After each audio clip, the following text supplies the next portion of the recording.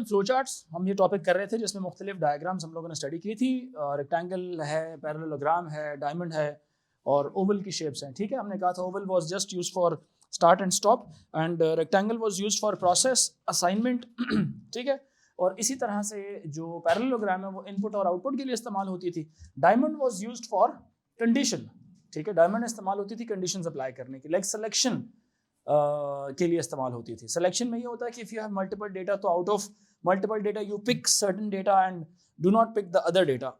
तो you apply a condition where you get answers such as where you get replies such as true और false. तो जब condition true होती है तो you follow one path, if the condition is not true that is condition is false, you follow the other path. ठीक है, तो इस तरह के ना मल्टीपल पाथ्स आपके पास होते हैं। पहली बात होगी, तो हमने ना इस तरह की चीजें पढ़ी थी। और when we talk about pseudo code, तो सूडो कोड क्या था? Writing the program statements without following strict rules of syntax. ठीक है, writing the programme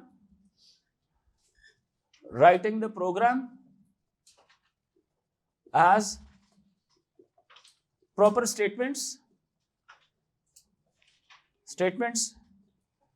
without following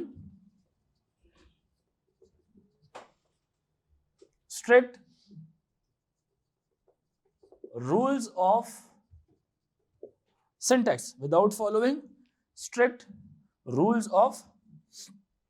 syntax, ठीक है, तो सूडो कोड क्या है? सूडो कोड को कहा जा सकता है कि it is prototype of any programming language. Pseudocode is prototype. Pseudocode is prototype of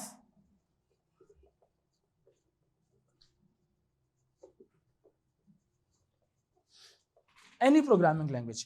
prototype किसको कहते हैं? ब्लूप्रिंट को बोलते हैं। यानी जनरल स्टेटमेंट्स होती हैं, उससे जितनी भी प्रोग्रामिंग लैंग्वेजेस के हैं वो सिंटैक्स हर लैंग्वेज का फिर पर्टिकुलर हो जाता है, जिसमें आप आईडीई पे जाके सोर्स कोड लिखते हैं। ठीक है, तो इस वक्त हम जिस सूडो कोड की बात कर रहे हैं, एक जनरलाइज्ड स्टेटमेंट्स होती हैं। सिंटैक्स का रूल इसमें इतना सख्ती से नहीं फॉलो किया जाता। ठीक है, सो असाइनमेंट का हम लोगों ने डिस्कस किया था कि यहाँ पे फ्लो चार्ट होगी, तो फ्लो चार्ट में असाइनमेंट कैसे करते थे? फ्लो चार्ट में असाइनमेंट क्या होती है? दो तरह की असाइनमेंट्स होती हैं, एक एरो आता है और एक एरो जाता है। ये ऊपर से कहीं से आ रहा था और नीचे कहीं को जाएगा। यानी फॉर एग्जांपल आपने एक वैल्यू असाइन करनी है किसी को, तो आप इसको ऐसे भी लिख सकते हैं एज एन इनिशियल वैल्यू, और you can just give any value. आप इसको 10 दे दें, ये भी एक असाइनमेंट कहलाती है। या आप कोई इस तरह की स्टेटमेंट लिखते हैं, मिसाल के तौर पे a+b, ये भी वही वाली बात है, बट चूंकि ये प्रोसेस होता है जिसमें राइट साइड के ऊपर कोई चीज पहले ऐड होती है, add subtract multiply divide whatever हो के लेफ्ट वाली चीज को असाइन कर ली जाती है। ठीक है, बूलियन भी हो सकता है और कोई कह लें मैथमेटिकल ऑपरेशन भी अप्लाई हो सकता है और लॉजिकल भी हो सकता है। ठीक है, डेटा टाइप इसकी बूलियन भी हो सकती है या इंटीजर, स्ट्रिंग, कैरेक्टर, कुछ भी हो सकती है। ठीक है, इसी को जब मैं सूडो कोड में लिखता हूँ तो सूडो कोड में कोई जरूरत नहीं है डब्बा शब्बा लगाने की। इसमें जस्ट आप क्या करते हैं, वही स्टेटमेंट्स लिख रहे होते हैं इस तरह से। ठीक है बात कि नहीं? हमेशा राइट वाली चीज किसको असाइन होती है? रोजा रखा हुआ है, बोले ना, राइट वाली चीज किसको असाइन होती है? लेफ्ट को असाइन होती है। समझ आ रही है? इसीलिए समटाइम प्रोग्रामिंग लैंग्वेजेस में आप सूडो कोड में देखते हैं एरोस के साथ भी डिफाइन किया जाता है। ठीक है, नॉट नेसेसरीली आपने एरोस लगाने हैं, आप उसके बगैर भी काम कर सकते हैं। ठीक है बात कि नहीं? सो आप जब लिखते हैं for example count equal to count plus 1 हो गया, sum is equal to sum plus num हो गया, तो हमेशा सबसे पहले राइट वाली चीज सॉल्व होती है और फिर वो लेफ्ट को असाइन की जाती है। ठीक है मेरी बात के नहीं? तो अगर मिसाल के तौर पे काउंट के पास इनिशियली अगर वैल्यू 10 थी ना, तो 10 + 1 होगा 11, और फिर काउंट के पास अब कितनी वैल्यू पड़ी हुई है? 11 पड़ी हुई है, क्योंकि मेन मेमोरी में एक जगह ऐसी अलॉट हो चुकी है जिसका नाम था काउंट, तो उसकी जो भी वैल्यू होगी वो इस्तेमाल हो रही होगी।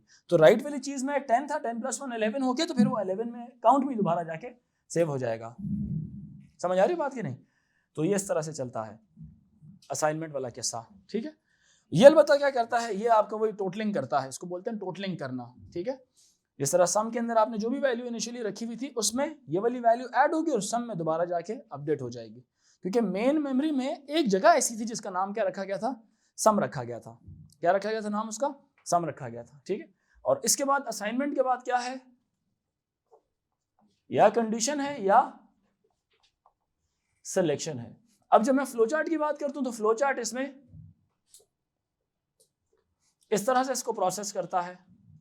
यहां पे क्या लिखते हैं, यहां पे हम लिखते हैं जी कंडीशन, एक भी आ सकती है या मल्टीपल भी आ सकती है। मिसाल के तौर पे दो फ्लोज निकलते हैं, एक यस की तरफ से और एक नो की तरफ से, एक यस की तरफ से और एक नो की तरफ से। अगर यस की तरफ कंडीशन जब ट्रू हो जाती है तो फ्लो किधर जाएगा, नेचुरली राइट की तरफ निकलेगा, और किधर जाएगी कहानी इसकी, यहां पर आके जुड़ जाएगी। और अगर नो होता है तो नो में आके ये स्टेप्स फॉलो होंगे और फिर कहानी क्या होगी, नीचे आके जुड़ जाएगी। यही चीज जब मैं सूडो कोड में कन्वर्ट करता हूं तो क्या बनेगा, ऊपर से फ्लो आ रहा है, यहां पे लिखा जाएगा इफ, और इधर आ जाएंगी क्या चीजें, कंडीशन या कंडीशंस, और यहां पे आएगा देन। समझ आ रही है? और ये स्टेप्स क्या होंगे, फॉलो होंगे। ये कब फॉलो होंगे, जब ये ऊपर वाली जो कंडीशन है, कंडीशन इज ट्रू, ये कब चलेंगे, व्हेन कंडीशन इज ट्रू। समझ आ रही है कि नहीं, व्हेन कंडीशन इज ट्रू। और एल्स ये वाले स्टेप्स चल जाएंगे और यहां पे क्या हो जाएगा, एंड इफ हो जाएगा। ये वाले स्टेप्स कब चलेंगे, व्हेन कंडीशन इज फॉल्स। यहां पे यस किसको बोलते हैं, ट्रू को, नो किसको कहते हैं, फॉल्स को बोलते हैं। समझ आई कि नहीं आई? ये जो मैंने यहां पे बनाया है ये इन स्टेप्स को रिफ्लेक्ट कर रहा है, यहां पे जो बनाया है वो इस ट्रू वाले स्टेप्स को रिफ्लेक्ट कर रहा है। बात समझ आई कि नहीं आई? यानी कि ये वाला काम इफ का काम है, और यहां पे जो स्टेप्स चल रही हैं कौन करा रहा है, एल्स करा रहा है। यहां पे स्टेप्स किसके होंगे, एल्स वाले स्टेप्स होंगे। यहां पे किसके स्टेप्स होंगे, किसके स्टेप्स होंगे, इफ के स्टेप्स होंगे। समझ आ रही है कि नहीं? ये कंडीशन यहां पे जब भी ट्रू होगी तब ये नीचे वाले स्टेप्स क्या होंगे, प्रोसेस होंगे। क्लियर हो रही है मेरी बात के नहीं? ये इफ वाले स्टेप्स और ये एल्स वाले स्टेप्स। अगर सिर्फ इफ आपने सेलेक्ट करना है तो यहाँ पे एल्स वाले स्टेप्स ना लिखें, डायरेक्टली यहां से एरो ला के इसके साथ कनेक्ट कर लें, तो उसमें एल्स नहीं होगा, सिर्फ इफ ही होगा। कंडीशन जब मानी गई तो तब इफ के अंदर वाली स्टेटमेंट्स एग्जीक्यूट होंगी, कंडीशन ना मानी गई तो बस नेचुरल फ्लो नीचे की तरफ जाएगा। समझ आ रही बात? अगर मैं डायग्रामेटिकली इसको बनाऊं तो ये यूं दिखेगी, यहां से फ्लो आया, यहां से डायमंड बना, ठीक है, यहां पे क्या लिखा, कंडीशन आ गई। समझ आ रही है कि नहीं? अब कंडीशन अगर मिसाल के तौर पे यस है तो यहां पे कुछ स्टेप्स एग्जीक्यूट होंगे और यहां से लाके क्या किसके साथ कनेक्ट हो जाएंगे, नो के साथ कनेक्ट हो जाएंगे। इसमें एल्स के स्टेप्स है ही नहीं। समझ आ रही बात है कि नहीं? और इसी तरह से अगर इसको मैं सूडो कोड में कन्वर्ट करूं तो यहां पे आएगा इफ कंडीशन या कंडीशंस, देन ये वाले स्टेप्स एग्जीक्यूट होंगे और साथ ही क्या हो जाएगा, एंड इफ। इससे ऊपर भी कुछ स्टेप्स थे और इससे नीचे भी कुछ स्टेप्स हैं। इसके ऊपर के स्टेप्स यहाँ पे डॉट डॉट डॉट्स और यहाँ पे ये वाले डॉट्स, ठीक है। ये स्टेप्स सिर्फ तब एग्जीक्यूट हो रहे हैं जब आपके पास क्या है, इफ की कंडीशन ट्रू हो रही है, ठीक है। यानी कि ये वाले स्टेप्स सिर्फ कब चलेंगे, जब कंडीशन क्या हो जाएगी, ट्रू, यानी कि यस का आंसर देगी। समझ आ रही है कि नहीं आ रही? यानी कि जब कंडीशन क्या हो जाएगी, ट्रू हो जाएगी। बात समझ आ गई कि नहीं? तो यहां पे जो मैं ये काम कर रहा हूं, यहां पे क्या है, there is a process which is followed. यहां पे भी क्या है, there is a process which is followed. Are you getting my point? Similarly यहां पे क्या है, there is a process which is followed, some step यानी कि कहा जा सकता है।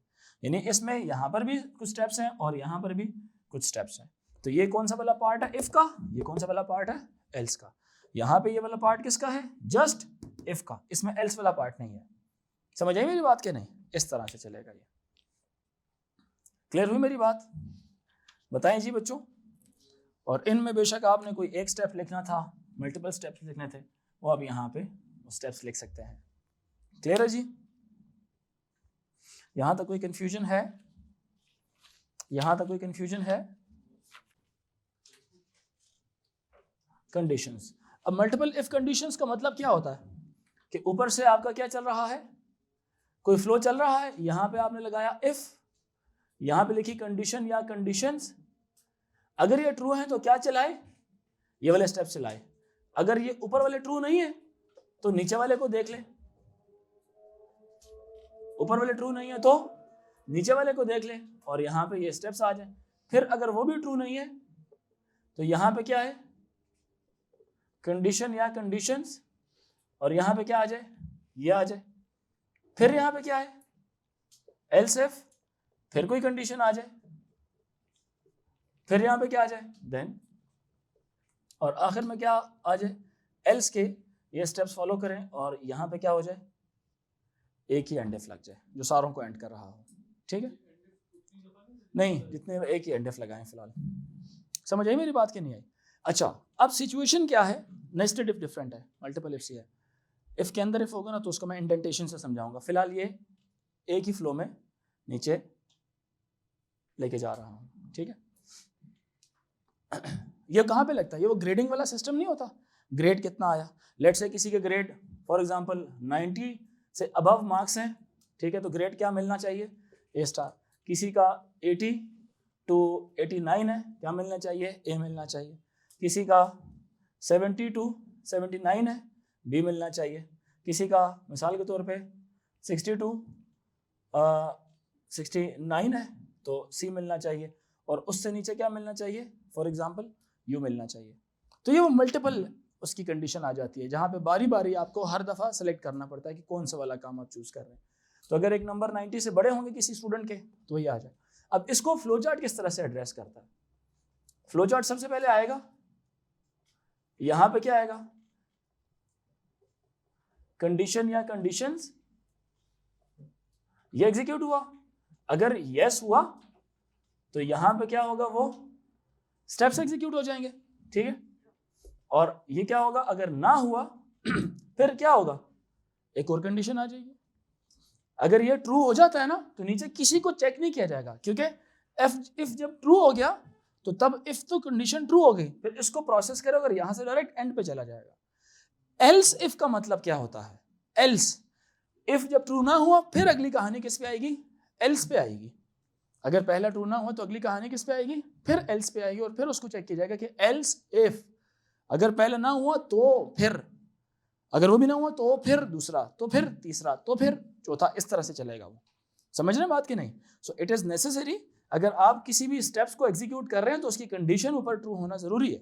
तो इफ हमेशा तब अपने इनसाइड लिखे हुए स्टेप्स को एग्जीक्यूट करता है जब इफ की कंडीशन क्या होती है, ट्रू होती है। जब इफ की कंडीशन क्या होती है, ट्रू होती है, तो उसके इनसाइड लिखे हुए स्टेप्स एग्जीक्यूट होते हैं। फिर क्लियर हुई मेरी बात क्या नहीं? ठीक है ना।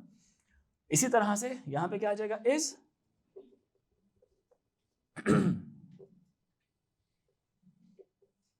ये आ जाएगा, और अगर ये फिर ट्रू हो गई तो यहां पे फिर उसके क्या आ जाएंगे, वो स्टेप्स एग्जीक्यूट होंगे। और देखें, अब मिसाल के तौर पे एक बच्चे के मार्क्स हैं 81, ये तो ट्रू नहीं होगा, ये ट्रू हो जाएगा। जैसे ही ये ट्रू हो फिर एंड पे चला जाएगा, फिर नीचे वाले एल्स इफ को चेक ही नहीं करेगा। समझ आ रही कि नहीं? एक भी if true, the steps will be processed, followed, and the program will go to the end of the if. ठीक है ना, ये हो गया। फिर नीचे इस तरह से ना जाता रहेगा, ये नीचे की तरफ यहां से जाता रहेगा। सिमिलरली अगर ये नो हो गया तो इसकी नो में फिर क्या होगा, फिर एक क्या चीज आ जाएगी, बताएं बच्चों, कंडीशन आ जाएगी, यस और नो। फिर ये वाले स्टेप्स क्या हो जाएंगे, इसके प्रोसेस होंगे और ये फ्लो नीचे आता रहेगा। फिर अगर ये नो हो गया, if else if else if, फिर यहां पे क्या आ जाएगा, ये जितना मर्जी आप एल्स इफ डाल सकते हैं।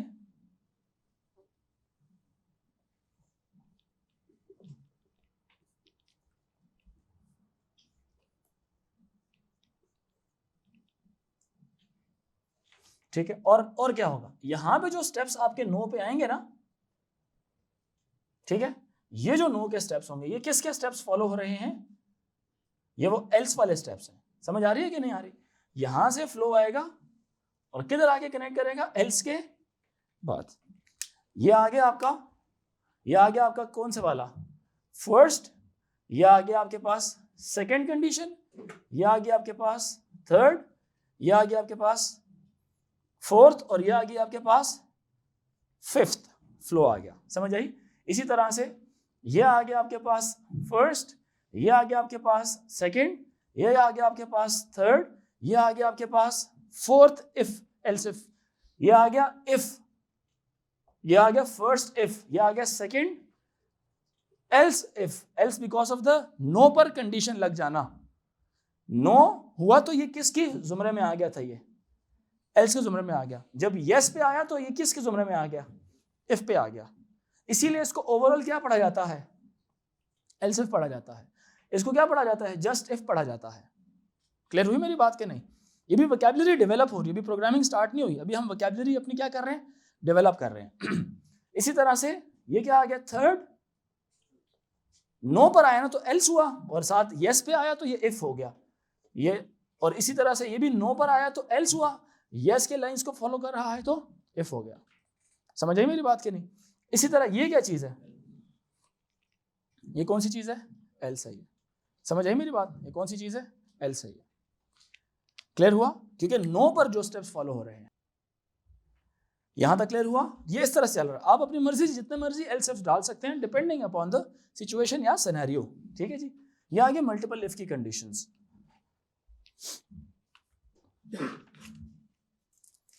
अब आते हैं जरा नेस्टेड इफ की बात। मल्टीपल इफ और अब आते हैं नेस्टेड इफ के बाद। अब नेस्टेड इफ कैसा है, यहां से एक आए आपके पास, यहां पे एक कंडीशन आई, ठीक है, एक आ गया नो और एक आ गया आपके पास यस। अब जब यस पे आए, यस पर फिर से क्या कर दिया आपने,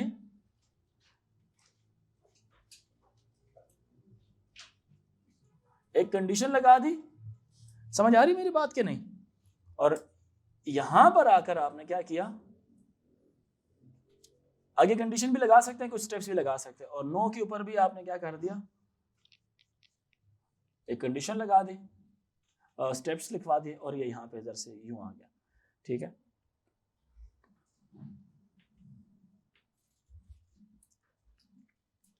समझ आ रही मेरी बात के नहीं। फिर यहां पे ये स्टेप्स एग्जीक्यूट हुए और फ्लो इधर आया और इसका फ्लो इधर चला गया।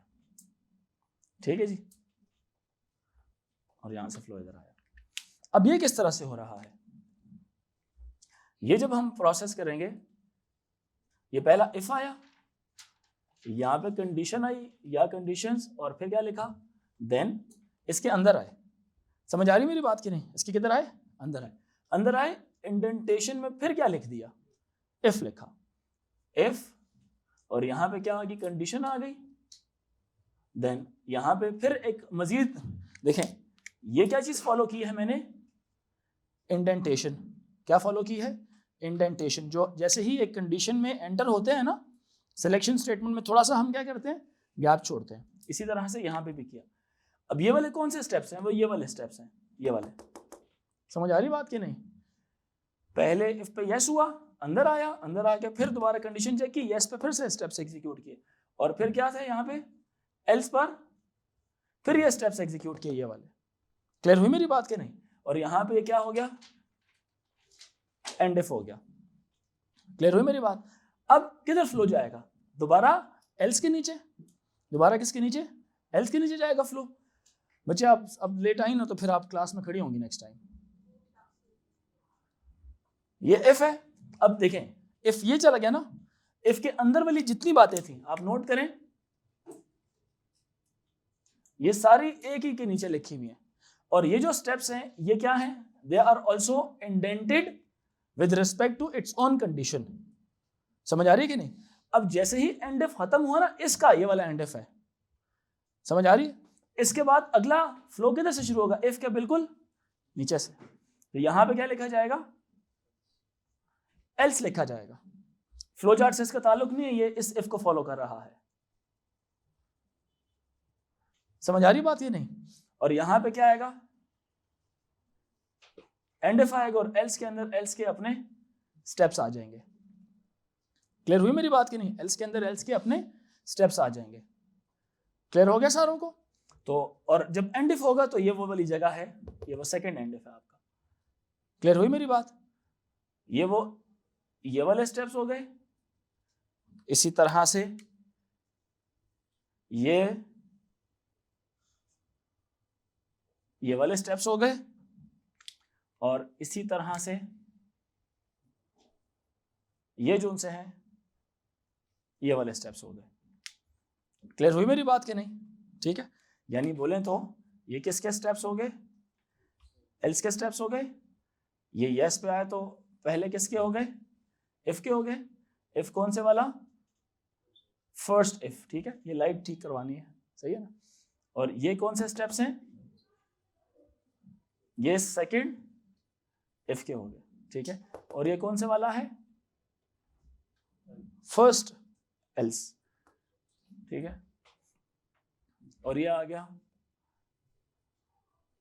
Else. Nested else. Nested else बोलते हैं एक के अंदर कोई दूसरी चीज। ठीक है ना? पॉज कर ले।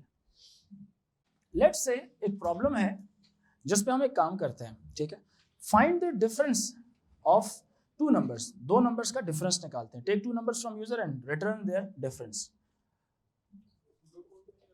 दोनों में take two numbers from user and return their difference।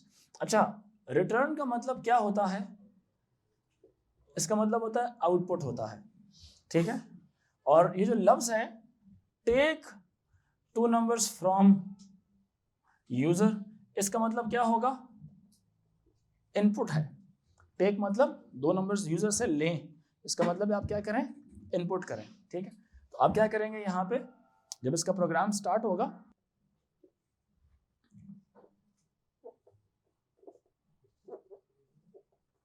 Input num1 और take two numbers from user return their difference. तो जब हम डिफरेंस की बात करते हैं तो डिफरेंस क्या है? मैथमेटिक्स का एक फिनोमेना है। डिफरेंस का मतलब होता है बिग नंबर या बिग वैल्यू माइनस क्या चीज? Small value. एक तो इसकी ये बात है। दूसरी बात ये, डिफरेंस के आंसर्स हमेशा क्या होते हैं? इट्स आंसर्स आर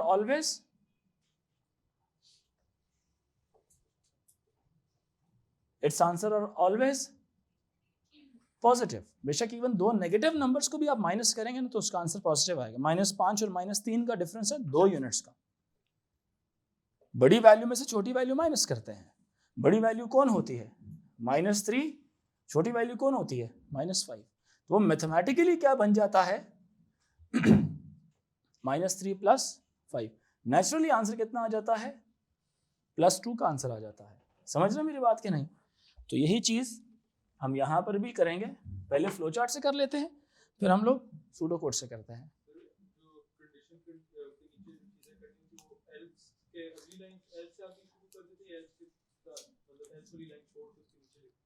एल्स वाली लाइन छोड़ के लिखते हैं। तो हम जब इसमें फ्लो चार्ट बनाते हैं तो फ्लो चार्ट में डायग्रामेटिकली एक आएगा स्टार्ट, फिर आएगा आपके पास डायमंड, सॉरी पैरेललोग्राम। पैरेललोग्राम में आप 2 दफा इनपुट num1 और फिर दोबारा एक और पैरेललोग्राम इनपुट num2 लिखें तो ये थोड़ा अजीब सा काम है। कर सकते हैं, इजाजत है हमें इस काम को यूं करने की, num1, num2 की। मेरी बात समझ आ रही है कि नहीं? फ्लो चार्ट में हम इसको यूं कर सकते हैं। पैरेललोग्राम में आ गया। फिर इसके बाद हमने चेक करना है इसको, 2 तरह की लॉजिक्स हैं by the way.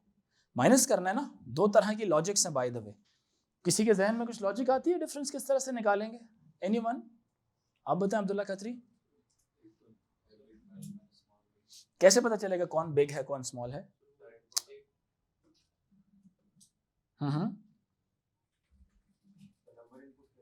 Number input हो गए हैं। भाई इनमें इनपुट का मतलब ही है कि वैल्यूज इनपुट हो गई हैं। इनपुट का मतलब ये यूजर ने कोई ना कोई अपनी मर्जी की वैल्यूज इसमें डाल दी होंगी। कैसे चेक करेंगे? यहां पे लिखेंगे क्या कि is num1 greater than num2, ठीक है,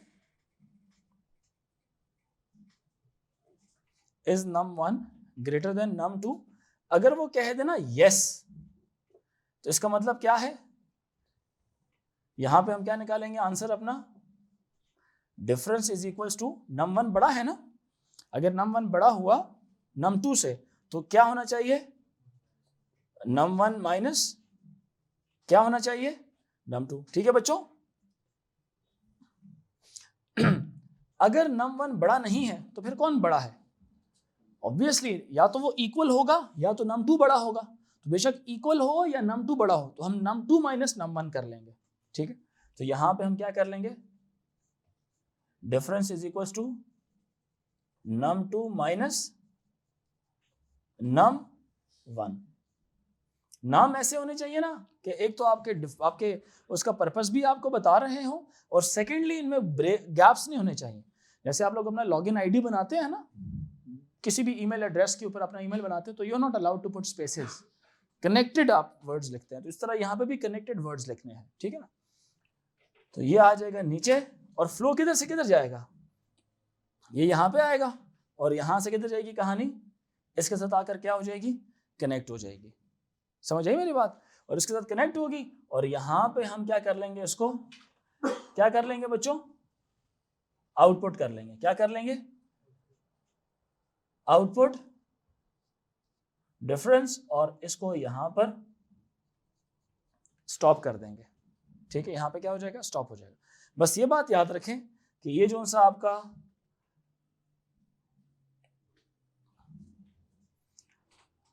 ये जो आपका एरो आया है ये एल्स के बाद आया है। ठीक है, हाँ यस और नो लिखना है। यस तो लिख दिया है, ये नो पर ये काम चलेगा। ठीक है, ये सिर्फ तब होगा जब num1 is greater than num2 और ये तब होगा जब num2 is greater than equal to num1। Greater हो तब भी और इक्वल हो तब भी। कंप्यूटर में ग्रेटर देन इक्वल टू ऐसे लिखते हैं, समझ आ रही है कि नहीं? लेस देन इक्वल टू कैसे लिखेंगे? ऐसे। ग्रेटर देन इक्वल टू ऐसे। मैथ्स में डिफरेंटली लिखते हो, सही है कि नहीं? मैथमेटिक्स में डिफरेंटली लिखते हैं क्योंकि आपको मैथ्स में तो निशानी होती है ना, कंप्यूटर में ऐसा कुछ सिंबल ही नहीं है कि लेस देन के नीचे भी एक लाइन लगी हुई है। तो इसमें हम लेस देन अलग से लिखते हैं, इक्वल टू अलग से लिखते हैं, तो मतलब उसको लेस देन इक्वल टू ही कंसीडर करता है। ठीक है, जरूरत ही नहीं है, वो तो वैसे ही जीरो है, वो तो वैसे ही नो में ही आ जाएगा। यस के लिए तो इधर आ गई ना बात।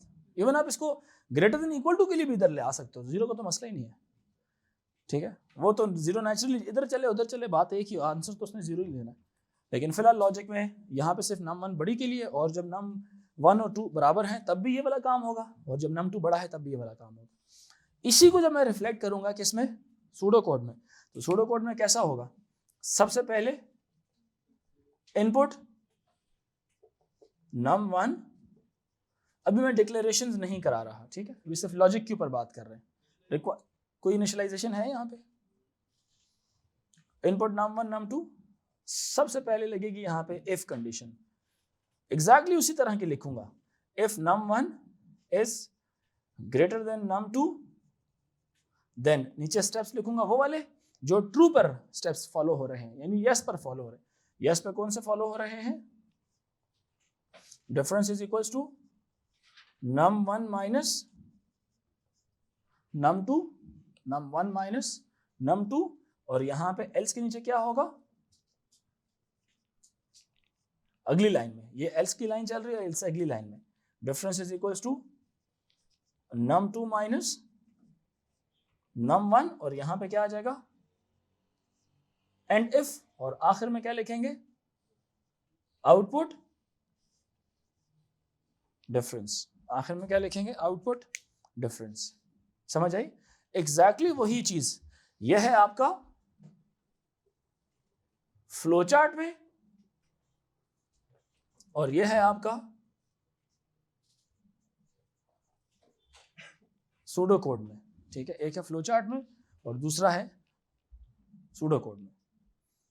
अप्रोचेस डिफरेंट भी हो सकती हैं, फिलहाल मैंने एक बात आपको सिर्फ सिखाई है, ठीक है। Approaches could be different also. कोई मसला है यहां तक? जी जी जी। num1 num2 इनपुट हुआ, फिर यहां पर क्या कर लें, लॉजिक नंबर 2 में आंसर में वेरिएबल का नाम रख रहा हूं, क्या ख्याल है? क्या कर लें, बस num1 माइनस num2। अब ये नहीं पता कौन छोटा है कौन बड़ा है, बस हमने क्या कर दिया, सबट्रैक्ट कर दिया। अब यहां पे आके ना कंडीशन में चेक कर लेंगे इसको, is answer greater than equal to 0, यानी क्या ये आंसर पॉजिटिव है? अगर वो कह दे, मिसाल के तौर पे कह दे यस, अच्छा ये यस नो आप अपनी मर्जी से आगे पीछे कर सकते हैं, उससे कोई फर्क नहीं पड़ता। अगर वो कह देता है नो, तो नो में आप सिंपली क्या कर लें, answer is equals to answer multiply by -1 और फ्लो आके किधर कनेक्ट कर जाए, इसके साथ कनेक्ट कर जाए, और यहां पे आके सिंपली आप क्या कर दें, आउटपुट आंसर।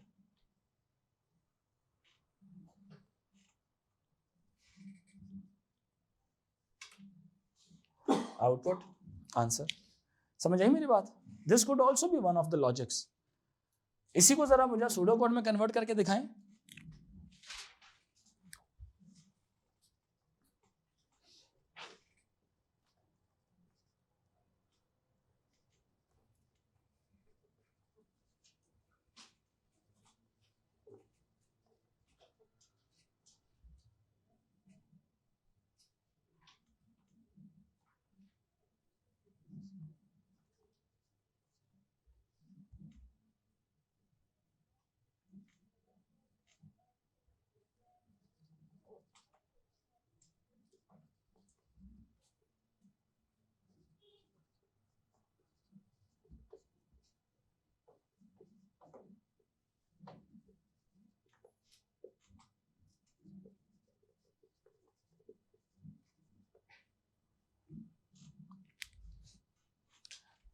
ये तरीका है जी इसको सूडो कोड में कन्वर्ट करने का। इसमें एक तब्दीली मैंने किया, जरा नोट करें, किसके अंदर,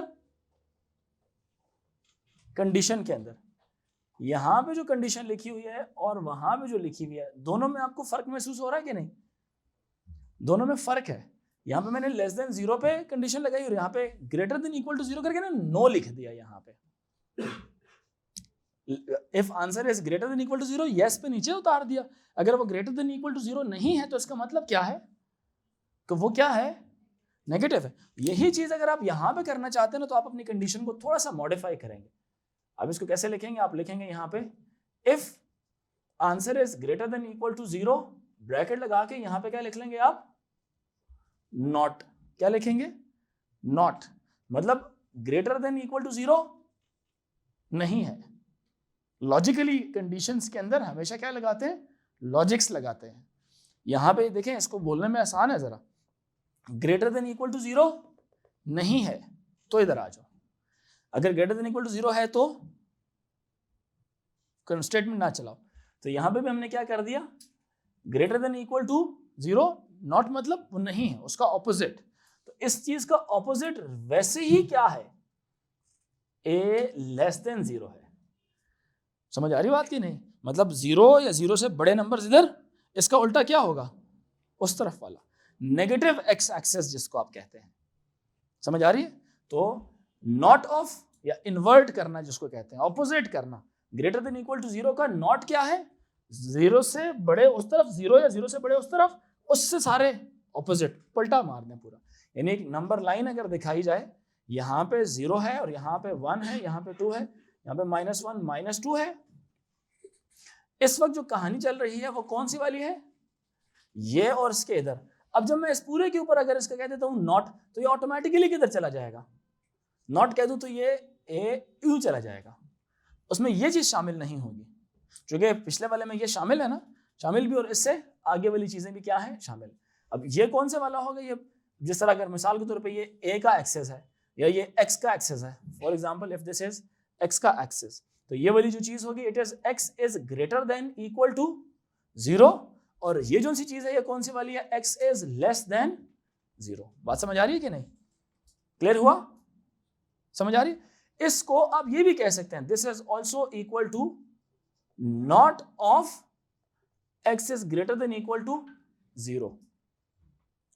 समझ आई मेरी बात, नहीं समझ आ रही? सब बच्चे बताएं, x is greater than equal to mathematically यही वाला होता है ना। अगर मैं इसको यूं लिख के और उसका कह देता हूं नॉट, तो ये इनफैक्ट किसके बराबर होगा, एक्स इज लेस देन 0, यानी कि इसका ऑपोजिट तो उल्टा वही वाला बनता है। तो मेरी बात समझ आ रही है? ये वाली बात और ये वाली बात, ये दोनों क्या है, बराबर है। तो ये क्या हो जाएगा, जैसे ये पूरी बात लिखी हुई है, ये चीज और ये चीज, ये दोनों क्या है, सेम है। ये दोनों क्या है बताएं बच्चों, सेम है। क्लियर हो रही है मेरी बात कि नहीं, कॉन्सेप्ट समझ आ रहे हैं? अच्छा, अब अगला काम क्या है, अगला काम है हमारा कॉन्सेप्ट बिल्ड तो अभी हो रहे हैं, सिर्फ एक चीज रह गई है, पता कौन सी वाली, रिपीटिशंस रह गई हैं, लूप्स रह गए हैं, तो वो भी सिखाऊंगा, फिर हम क्वेश्चंस की तरफ आएंगे। लेकिन अभी मैं लूप्स की तरफ नहीं आ रहा, अभी मैं एक और क्वेश्चन आपको कहता हूं करने को। एक और सवाल लिखें, take 2 numbers from user and output, should I remove this blue thing? आपको ये दोनों, ये number 1 sum and output their sum, number 2 पे डिफरेंस, नंबर 3 पे प्रोडक्ट, नंबर 3 पे प्रोडक्ट, और नंबर 4 पर product over difference, product over difference, दोनों से करना है। प्रॉब्लम सिर्फ पता है यहां पर आएगी, प्रॉब्लम क्या आएगी, denominator should never be equal to 0, यानी कि denominator should never be equal to 0, और 0 सिर्फ तब आ सकता है डिफरेंस जब दोनों नंबर्स क्या हो, जब दोनों नंबर्स क्या हो, सेम। इनपुट पहले बनाता हूं मैं, पहले क्या करेंगे, इनपुट num1 num2, ठीक है, आप सम निकाल लेंगे, सम का एक वेरिएबल होगा, उसमें क्या होगा, num1 प्लस num2 हो जाएगा। if num1 is greater than num2, then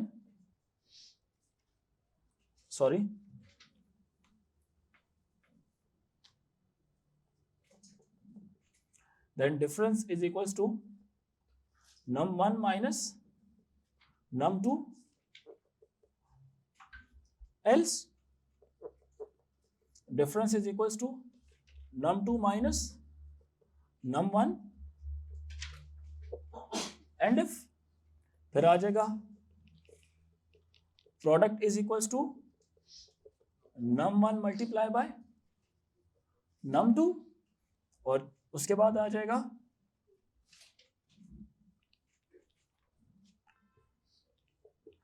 if difference is equals to 0, then output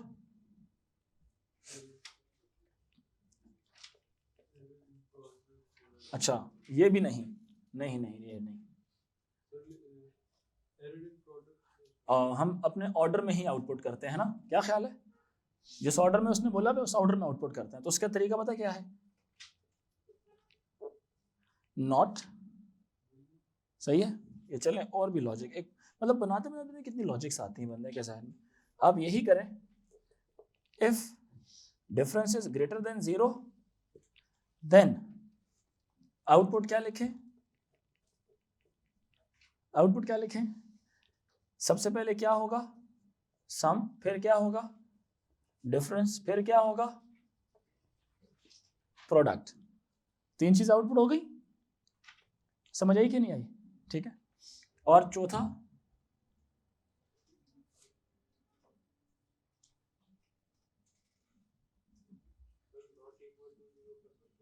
बता तो मैं वही पहले लिख रहा था, लिख सकते हैं।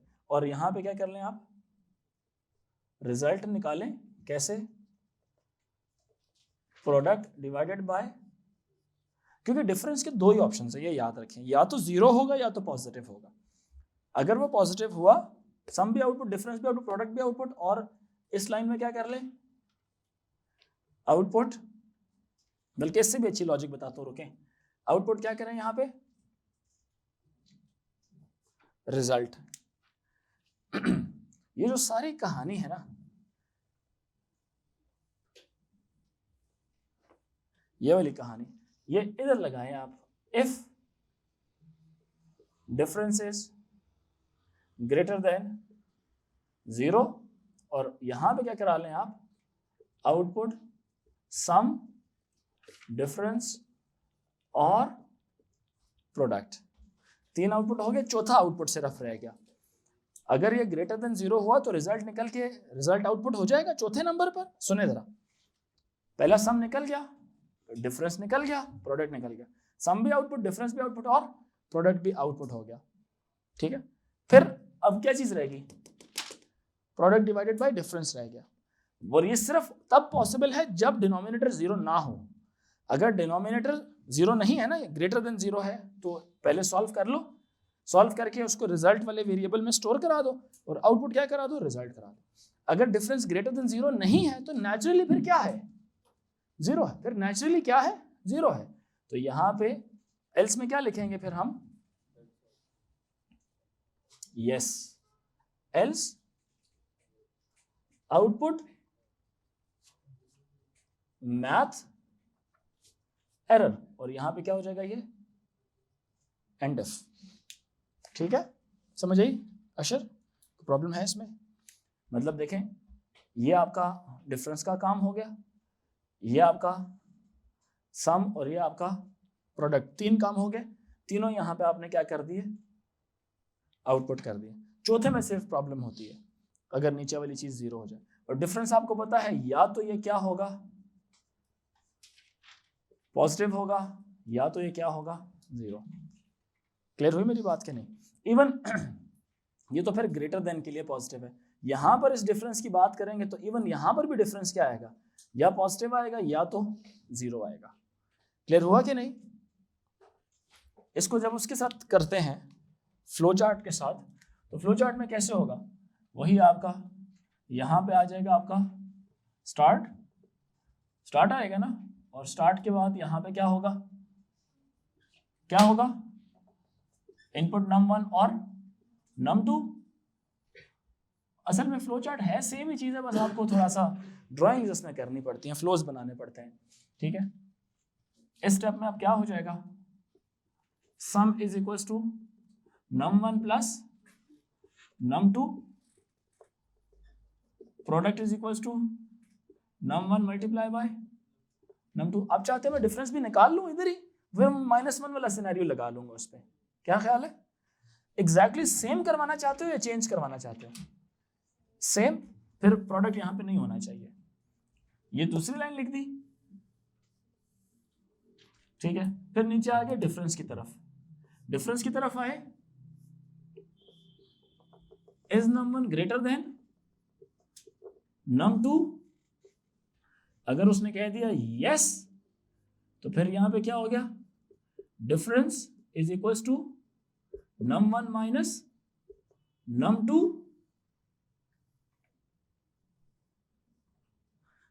और अगर उसने कह दिया no,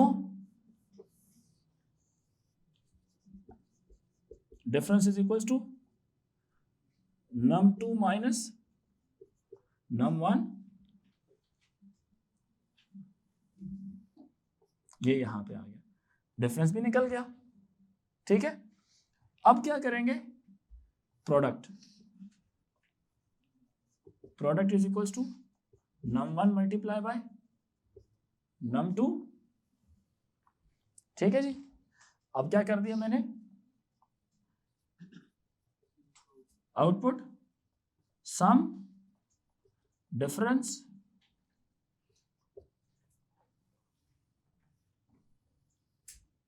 and then product, output भी हो गया। ठीक है, 2 मिनट। फिर अगला क्या होगा, कंडीशन। ठीक है, कंडीशन भी कैसी, इज डिफरेंस ग्रेटर देन 0। अगर उसने कह दिया यस और उसने कह दिया,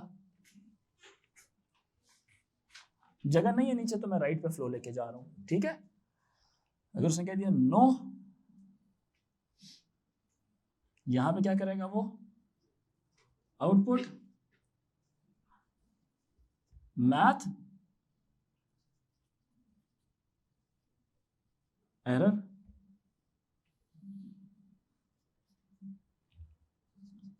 किस तरफ आ गई कहानी, स्टॉप की तरफ। ठीक हो गया। और अगर डिफरेंस है 0 के बराबर और ग्रेटर देन 0 है यानी कि, फिर यहां पे क्या होगा, सबसे पहले रिजल्ट इज इक्वल्स टू